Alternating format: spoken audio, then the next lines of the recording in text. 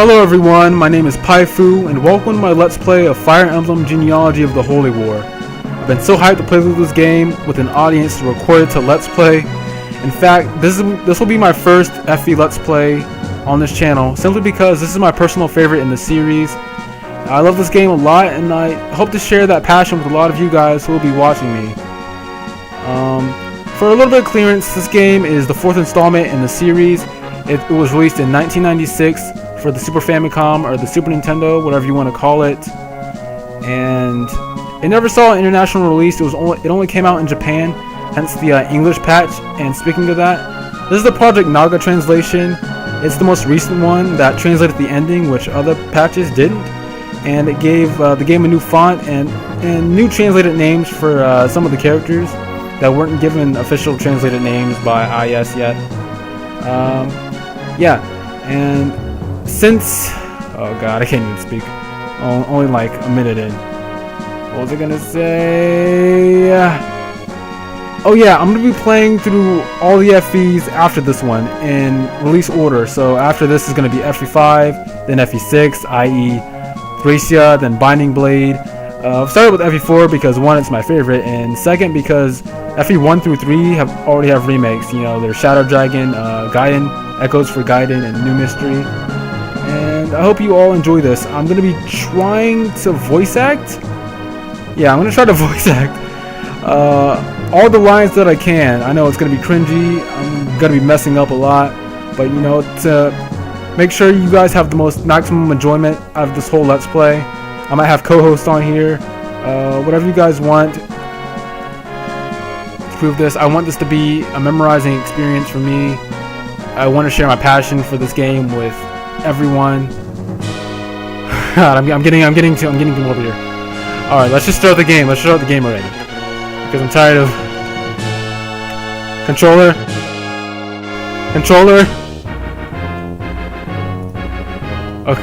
Okay, there we go.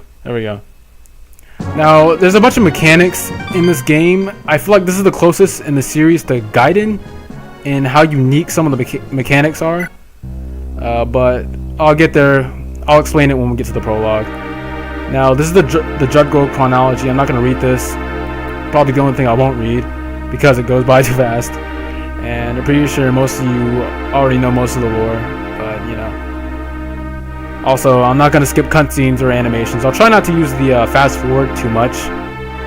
Mostly because I don't like skipping content. I know it's going to be boring to watch. You know, most of the more boring sequences I might skip. Just for you guys.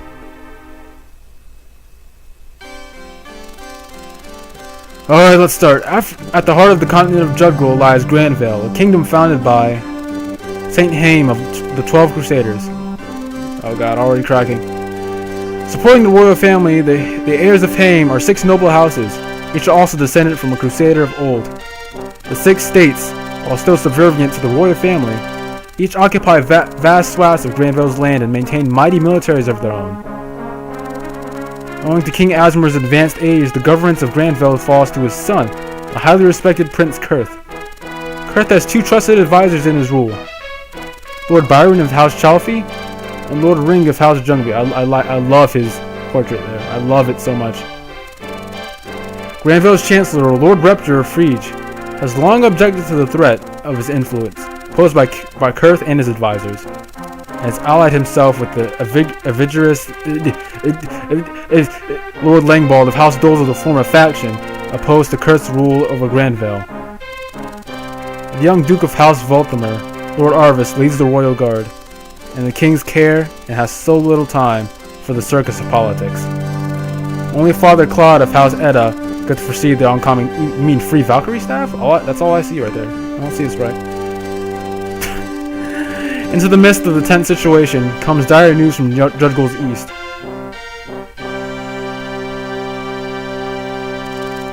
Darna, a town in the Yi Desert with deep ties to Grandvale, is now besieged by savage warriors from Isaac.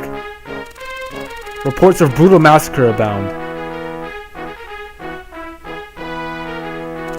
The news is met by the people of Grandvale with furious cries for retribution.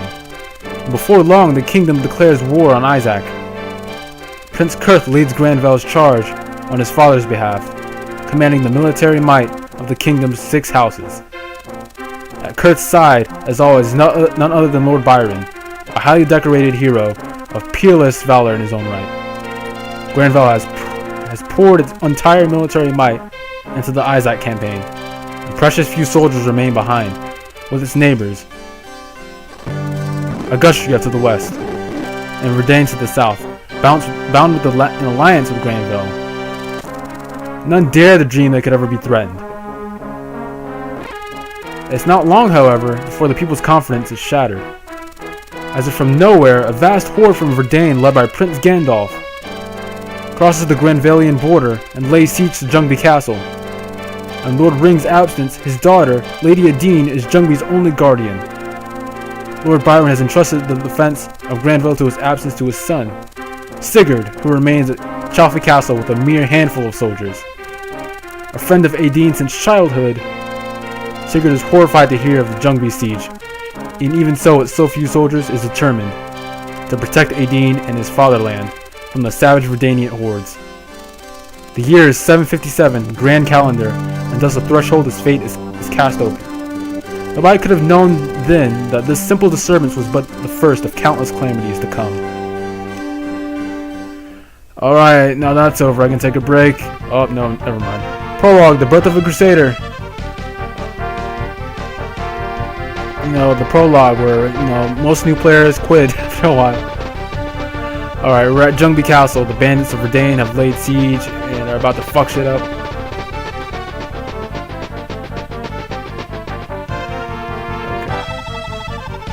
Oh yeah, I forgot. I need to tinker with the options right after this so I can improve the text speed and things.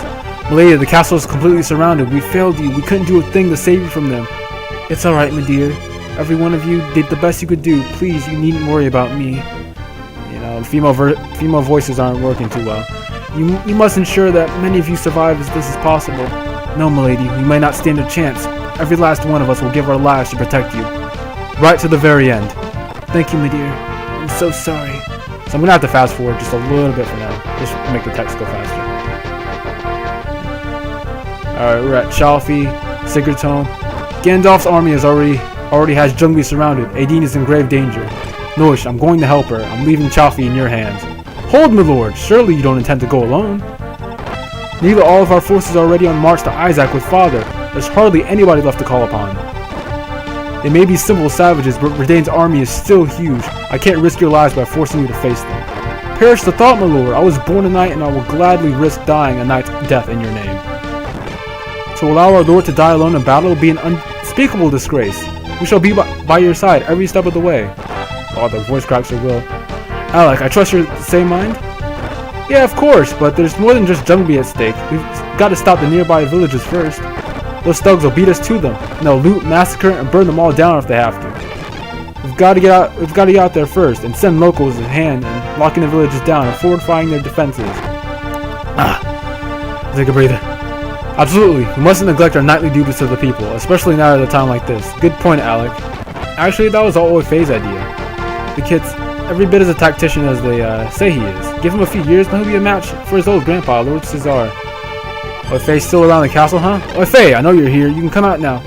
My apologies for still being here, sire. Still, if you would allow it, I would like to join you in battle. I just can't sit back while you risk your lives. Alright, so I'm gonna make him sound like Chico from MGS. I'm already 14, sire. I might not be battle ready yet, but there's still so much I can do to support you. Please allow me to accompany you. I swear I won't let you down. Fair enough, Faye. After all, you spent 2 years training as my squire. Your battlefield experience will be fantastic for your training, but you're still definitely not up to actual combat for you now. Well, he will be. Foreshadowing. How about you ride with me as my advisor instead? Yes, thank you, sire. Yes, thank you. My lord, what of the defense of Chalfie itself in our absence? Leaving the castle unattended is risky. Should the enemy slip past us, an unguarded castle will fall easily and spell us a swift end. Well, should I say there's only one man we can depend on for that? And Arden, hold on a moment. Why me, Alec? Sturdy as a brick wall, strong as an ox, slow as a turtle. Come on, don't mess with that man's speed stat. Face it, Arden, you were born for guard duty. I'm strong and tough, I know, but you really don't need to call me slow. Yeah, I know. Me. He has a point, Arden. You're the most apt at guard duty. Fine, I'll do it, but you have to bring me along with you at least once. I don't want to be left out of the action. Right, man, it's time to set out. Let's start by assisting the villagers, then it's onward to Jugby. Alright, here we are. The prologues start. Now, first I want to go over the mechanics. Before I actually get into any combat. Now, we have Sigurd, obviously, he's the Lord. He's probably one of the best Lords in the series, as he can tank the whole first generation. Let's see, we have Noish and Alec, who are the Abel and Cain archetypes of the series, and then we have Arden, who is, I guess, crack cocaine looking drug. First off, I want to start with the one of the more notable issues. There's no trading in genealogy. Like if I'm putting Alec right next to Noish, there's no trade option. So the only way to get weapons or items to the appropriate character is to sell them at a pawn shop and then have the appropriate unit buy it back. And another big thing is that units can't double without, or get crits without skills. A unit can't double without the skill called Pursuit, and a unit can't get criticals without the skill called Critical. Now I know if this game ever gets remade, I really hope they just leave those out and let anybody critical hit and double just like all the other games. Let's see. Noish does better damage, but is more slow, and he can do crits, and he does have this skill called a cost, which means if he is faster than the opponent, let's say, he can basically have another round of combat, which means he might be able to attack the enemy twice, but the enemy has another chance to hit him too. Now Alec, on the other hand, he does less damage, but he's actually faster and has Pursuit and can double, and he also has Nihil, which means he's immune to critical hits, skills, and crippling hits, which is a very good skill, which means he can go against Rider's Banes and be completely fine. Now, let's see. Now, I only recently learned this, but the stars, where the skills menu are, I can't speak today.